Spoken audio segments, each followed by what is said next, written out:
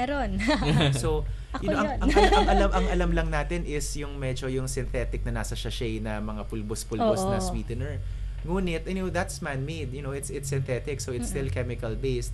Ang dami mga natural sweeteners that are available, that are organic or plant-based. So, yun yung naging topic ng talk namin last week. So, in the coming weeks, meron po kaming other health and wellness talks. For instance, itong next week sa July 16, meron kaming talk about coffee. It's about for the love of coffee. Asahan ko kayo. It's 9 to 11 in the morning. So, bago kayo pumasok dito, I would like to invite you to that. So ayun, there will be a company called Roaster Juan who will talk about yung coffee. And then yun nga, on August 6 naman, that's next month, we have desserts gone raw. Meaning ito yung mga sweet or panghimagas na masarap, matamis, ngunit hindi to nakakataas ng blood sugar natin for mga kapatid natin na diabetic. So these use natural food, organic food. And then they use mga natural sweeteners such as coconut sugar, coconut nectar, and other natural sweeteners. So, na-try ko yung coconut sugar kasi 'di ba nga diabetic ako, and then I do have some friends na who have gone organic na talagang yun yung diet nila. So binigyan nila ako nitong coconut Masarap sugar. Sabi ko, para naman baka naman lasang coconut, ganyan. Lasang coconut jam. Lasang coconut jam, kape yung iniinom ko. Tinry ko, actually in fairness hindi siya lasang so, para coconut. Siyang asukal lang talaga. Asukal lang, yun nga lang, kung yung normal mo yung mga 2 tablespoons, wala ka pa masyadong malalasahan pag cocoa sugar. Hindi siya kasing tamis. Hindi siya kasing tamis. Pero kung ihanap mo lang yung kaunting tinge nung tamis, para hindi sobrang bland nung kape, ganyan, okay na siya. Okay siya. Para siyang muscovado. Kasi muscovado parang ang dami ko na nailagay pero wala pa rin lasa. Pero ang muscovado is still based from sugarcane. Yes. So makakataas pa rin yun ng blood sugar. Yung coconut sugar kasi hindi siya lasang nyog kasi hindi naman siya galing doon sa bao or sa it actually comes from yung tuba, 'di ba, yung bulaklak kung saan ginagawa yung coconut vinegar. Okay. Yun yung ginagamit para gawing coconut sugar. Kasi inaamoy ko siya, sabi ko, amoy coconut na to, hindi naman. Hindi siya amoy bukayo, ganun. Hindi naman. Hindi Kasi lasang kung hindi bukayo. kakainin ko na lang siya by itself, 'di ba? At least lasang coconut. Ano lasa diba? pag kinain mo by itself? Actually, wala siya masyadong lasa. Okay, that's good. May woody taste Woody aftertaste. Tapos hindi siya katulad ng asukal na pwede mong kutsarahin tapos kakainin mo.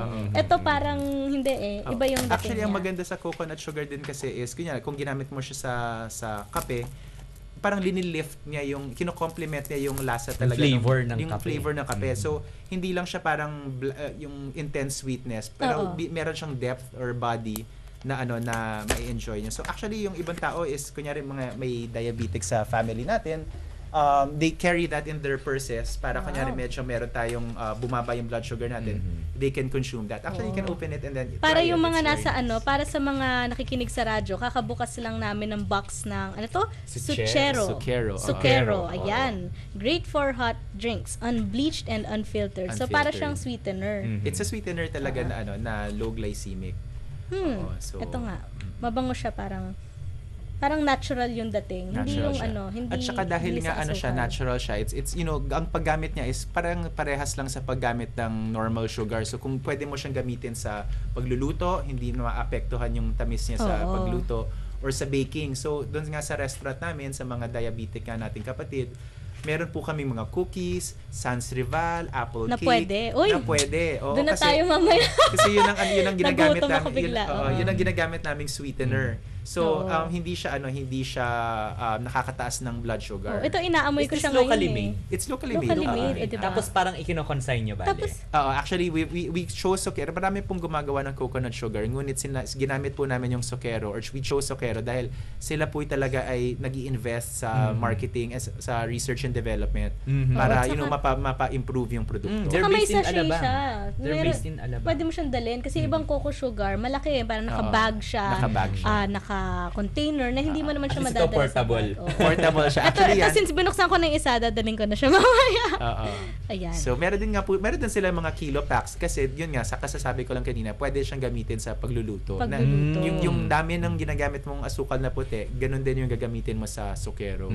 Ayan. So, ayun. At yun nga, nakikita natin sa harapan natin is, ito yung isang maliit na sample doon sa mga items doon sa mini mart natin. Dahil yun nga, yung sugar leaf, aside from yung mga organic na gulay like yung tomatoes at saka yung passion fruit, hindi na ako nagdala ng mga pechay at saka ng mga lettuce.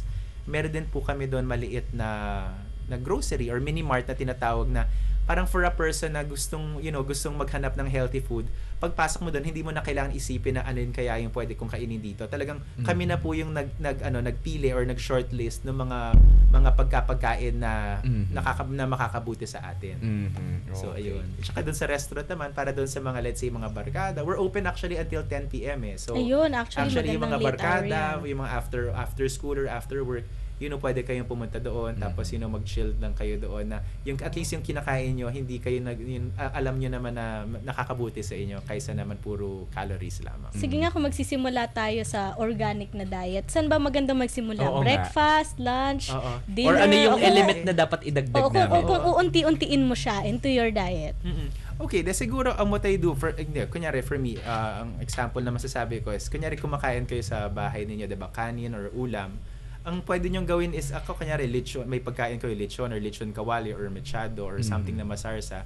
Ang pwede mong gawin is bumili you get some lettuce, organic lettuce, and then pwede mo siyang i-roll doon sa ulam mo. So parang meron kang maliit na spring roll. Pinakainin. So parang you're incorporating lettuce and those nutrients into your diet. Ayun.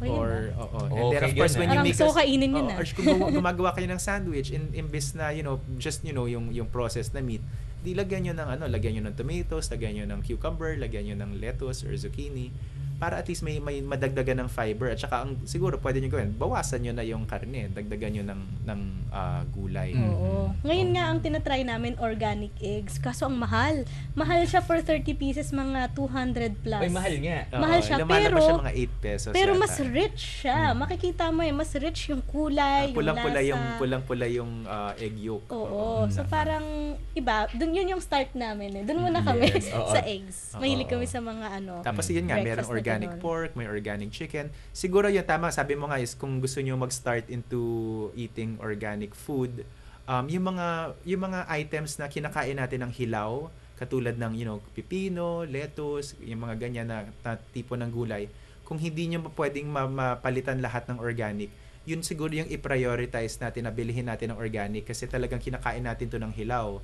So mas mabuti ng organic. And then siguro yung mga prutas or gulay na binabalatan, kahit na siguro ihuli na lang natin yun. Pero maganda sana talaga kung organic lahat. Medyo naubusan lang tayo ng time. Pero tell us how to contact Sugar Leaf. Lalo na for yung mga seminars, mamaya mamimigay ng isang slot sa isang seminar tong Sugar Leaf, ganyan. Pero ang tanong ko is how do they get in touch with you, specifically you, para kung meron silang mga tanong. My name is Angelo Songco. I'm with marketing and business development. So, yung restaurant po natin ay located sa Wilson Street sa Green Hills. Malapit lang po siya sa Cardinal Santos. It's located in the Health Cube building. 226 Wilson Street, West Green Hills. Ang telephone number po natin ay 385-0387. Tapos meron po kaming website. Nandoon po yung menu namin. Nandoon po yung schedule ng mga workshops namin. At meron isang page doon na parang healthy food of the day. So parang meron akong fini-feature na something healthy. So at least parang informative din po siya na website. It's www.sugarleafph.com. So sugar, asuka, leaf, dahon, ph.com. Actually, ang sugar leaf is actually it's a plant. Yes. Now, it's one of the natural sweeteners nga it's called stevia. Yun yung English name niya, sugar leaf. So pinangalan namin siya ng sugar leaf kasi 'di ba, sugar parang it connotes mga happy thoughts na sweet and delicious. Leaf naman is the organic. So yun po yung aming napiling pangalan. Ayun. Maraming salamat, Mr. Thank you for Angelo coming Songco, over. for coming. Thank you very much. Thank you. Ayan, at this point mag-news break muna tayo at pagbalik po namin, marami pa tayong pag-uusapan. Oras po natin, menos 28 minutos, las 2 de la tarde, 1:32 na mga kapatid. Diyan na kayo.